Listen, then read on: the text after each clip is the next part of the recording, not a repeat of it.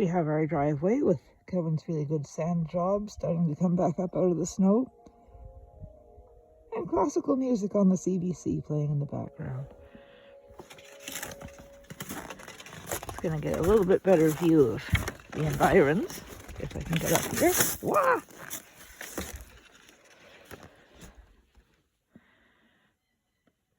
The snow piles are diminishing a little bit.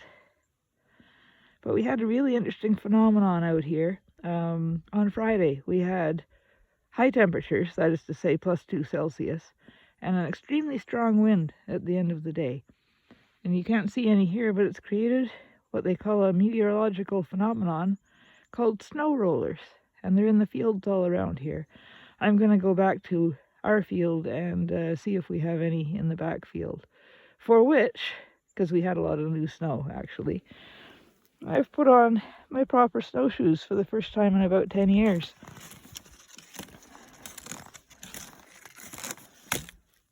I'm rather proud of these because I made them, and it is very satisfying to use them. I use my kind of small aluminum bear paws quite a lot, but we have so much snow, those sink in up to the knees anyway. So now we break out the real snowshoes. You want to know how much snow we have? I can look over the clothesline. That's how much snow we have. These are working much better.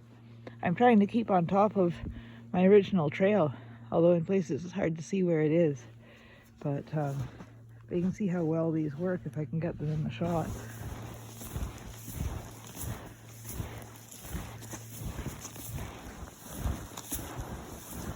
They do sink in a little bit in places, but a lot better than the aluminum jobs.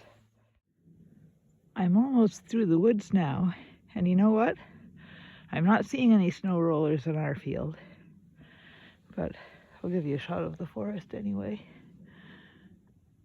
You can see the back of the house there. By the way, it's March 1st, 2026. I always like to say when it is.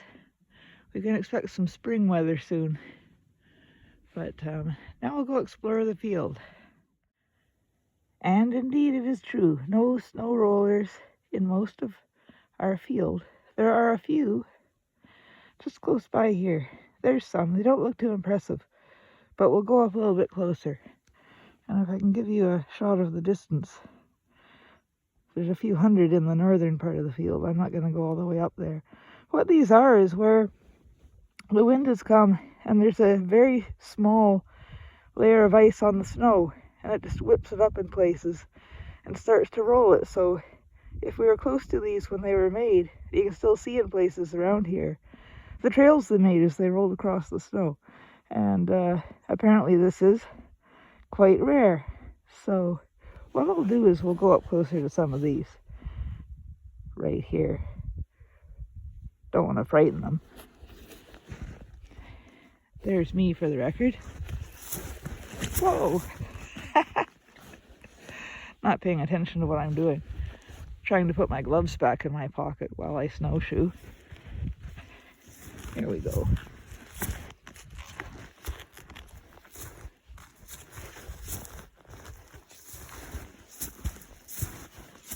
Not my finest hour. So I can see how these have been rolled up. I think we have a good little example right here. A miniature one. The ones in the backfield are much bigger. But anyway, it's been neat to come out and see if we have any. And we can see my cabin in its own little crater in the snow. I'm not going to try and get in the door. It's all drifted up. So that's what's going on in our fields and the fields round about outside Thunder Bay. So we will see you next time. I just found the end of a chocolate bar in my coat. Wee-haw! Snack time.